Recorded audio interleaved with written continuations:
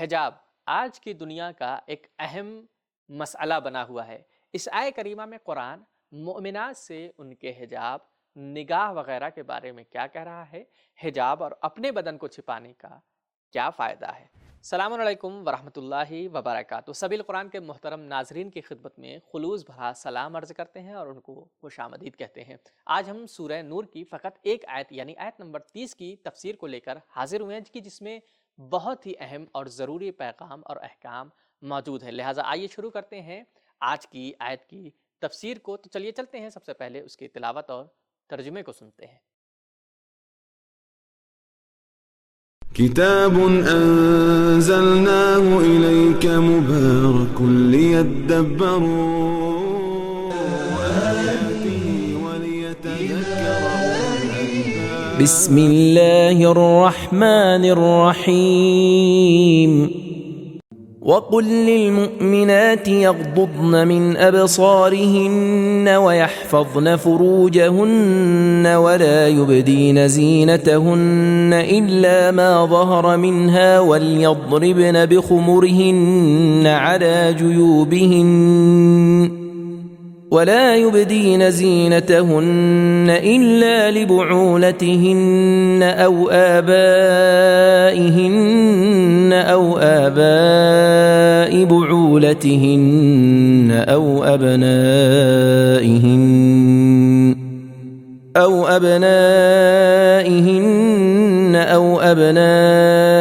بعولتهن أو إخوانهن أو بني إخوانهن أو بني أخواتهن أو نسائهن أو ما ملكت أيمانهن أو التابعين غير أولي الإربة من الرجال أو الطفل الذين لم يظهروا على عورات النساء ولا يضربن بأرجلهن ليعلم ما يخفين من زينتهن وتوبوا إلى الله جميعا أيها المؤمنون لعلكم تفلحون۔ اور اے رسول صلی اللہ علیہ وآلہ وسلم، آپ مومن عورتوں سے کہہ دیجئے کہ وہ اپنی نگاہیں نیچی رکھیں اور اپنی شرمگاہوں کی حفاظت کریں اور اپنی زینت و آرائش کو ظاہر نہ کریں سوائے اس کے جو خود ظاہر ہو، اور چاہیے کہ وہ اپنی اوڑھنیاں اپنے گریبان پر ڈالے رہیں اور اپنی زیبائش اور آرائش ظاہر نہ کریں سوائے اپنے شوہروں کے یا اپنے باپ داداؤں کے یا اپنے شوہر کے باپ داداؤں کے یا اپنے بیٹوں کے یا اپنے شوہروں کے بیٹوں کے یا اپنے بھائیوں کے یا اپنے بھتیجوں کے یا اپنے بھانجوں کے یا اپنے ہم مذہب عورتوں کے یا اپنے غلاموں یا لونڈیوں کے یا اپنے نوکروں چاکروں کے جو جنسی خواہش نہ رکھتے ہوں، یا ان بچوں کے جو ابھی عورتوں کی پردے والی باتوں سے واقف نہیں ہیں، اور وہ اپنے پاؤں زمین پر اس طرح نہ ماریں کہ جس سے ان کی وہ زیبائش و آرائش معلوم ہو جائے جسے وہ چھپائے ہوئے ہیں۔ اے اہل ایمان، تم سب مل کر اللہ کی بارگاہ میں توبہ کرو تاکہ تم فلاح پاؤ۔ تو یہ تھا آیہ کریمہ کا ترجمہ۔ آئیے بڑھتے ہیں آیہ کریمہ کے نکات کی طرف اور اسے جاننے کی کوشش کرتے ہیں۔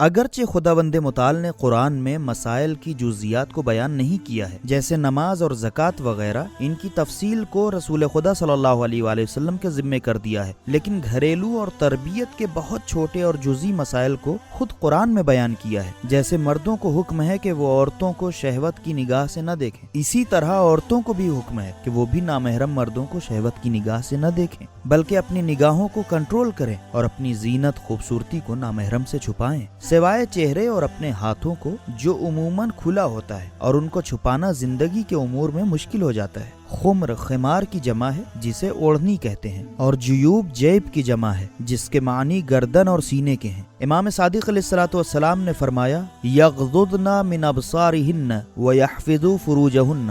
اس آیت سے مراد یہ ہے کہ عورتیں کسی دوسری عورتوں کی شرمگاہ نہ دیکھیں اور اپنی شرمگاہ کو دوسروں کی نگاہ سے بچائیں۔ پیغمبر اکرم صلی اللہ علیہ وآلہ وسلم نے اس آیت الا لبعولتہن اس کی تفسیر کے سلسلے میں فرمایا اللہ نے ایسی عورتوں پر لعنت کی ہے جو اپنے شوہر کے لیے نہیں سجتی سنورتی اور ان کی خواہشوں کو پورا نہیں کرتی ہیں۔ اربا کا لفظ حاجت اور ضرورت کے معنی میں آتا ہے اور اولی الاربا سے مراد نوکر اور خدمت کرنے والے ملازم ہیں جو بوڑھے ہونے کی وجہ سے یا جسمانی شرائط کی وجہ سے بیوی سے رغبت نہیں رکھتے۔ توبہ کبھی انفرادی، شخصی اور کبھی کسی ایک غلط اور عام تہذیب کو بدلنے کے لیے ہے۔ آیت ظاہراً دوسری قسم کے بارے میں ہے، اس لیے کہ زمانے جاہلیت میں عورتوں کی گردن اور سینہ کھلا ہوتا تھا۔ حجاب کی حفاظت اور جسم کی نمائش چھوڑنے کے بہت زیادہ فائدے ہیں۔ کچھ فائدے حسب ذیل ہیں: ذہنی سکون، گھر خاندان میں ایکتا، نسلوں کی ضمانت، حملہ اور عصمت دری سے بچاؤ، جنسی بیماریوں سے تحفظ، طلاق، خودکشی، ناجائز بچوں، اسقاط حمل، دیکھا دیکھی مقابلے کے اعداد و شمار میں کمی، عورت کی شخصیت انسان کا تحفظ، آنکھوں دل کی ہوس بازی سے نجات، جیسا کہ آج کل مشرق اور مغرب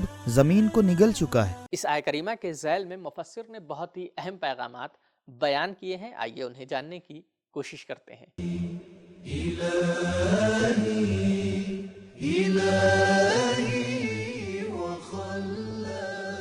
پیغام نمبر 1، عصمت و پاک دامنی کے واجب ہونے میں حرام نگاہ کو چھوڑنے میں مرد اور عورت کے درمیان فرق نہیں ہے۔ یغضوا یغضضن یحفظوا یحفظن۔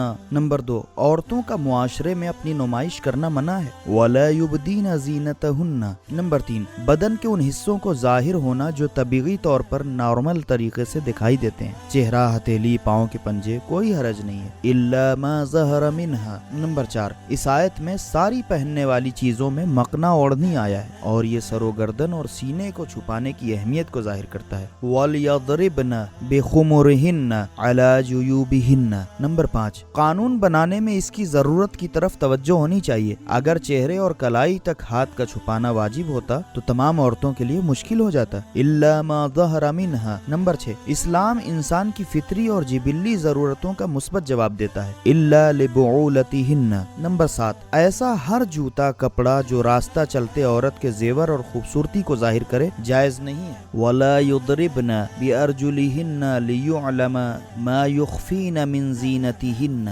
نمبر 8، عورت ملکیت کا حق رکھتی ہے۔ مَلَكَتْ أَيْمَانُهُنَّ۔ نمبر 9، مسلمان عورت مسلمان عورتوں کو اپنے زیور اور خوبصورتی دکھا سکتی ہے لیکن کافر عورت کو نہیں، بلکہ ان سے چھپائے۔ نِسَائِهِنَّ، اس لیے کہ ممکن ہے کہ کافر کی عورتیں اپنے شوہر یا کسی دوسرے مرد سے کسی مسلمان عورتوں کی خوبصورتی کو بیان کریں جو انہوں نے دیکھا ہے۔ نمبر 10، حجاب اور عورت کا پردہ مردوں کے جنسی میلان کی خاطر ہے، اس لیے اگر ایسے مرد جن میں جنسی خواہشات ختم ہو چکی ہو اور بیوی کی ضرورت نہیں ہے تو پردہ ضروری نہیں ہے۔ غیر اولی الاربۃ من الرجال۔ نمبر 11، حجاب اور پردہ واجب ہے۔ وَلْيَضْرِبْنَ بِخُمُرِهِنَّ۔ نمبر 12، ہر وہ کام جو عورت کی زینت کو ظاہر کرے یا دوسروں کو ان سے آگاہ کرے منع ہے۔ لِيُعْلَمَ مَا يُخْفِينَ مِنْ زِينَتِهِنَّ۔ نمبر 13، حجاب اور پردے کے ساتھ عورتوں کا معاشرے میں آنا ٹھیک ہے۔ لَا يُبْدِينَ زِينَتَهُنَّ، جس طرح سے عورت کا نماز جماعت میں شرکت کرنا صحیح ہے۔ وَارْكَعِي مَعَ الرَّاكِعِينَ۔ نمبر 14، ایمان کا تقاضا یہ ہے کہ اللہ کی بارگاہ میں توبہ کیا جائے۔ توبوا الی اللہ جمیعا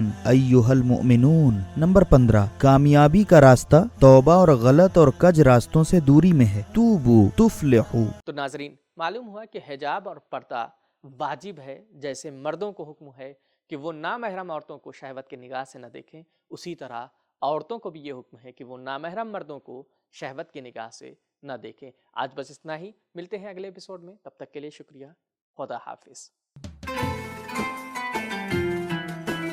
سبیل قرآن، قرآنی سماج کی پہچان۔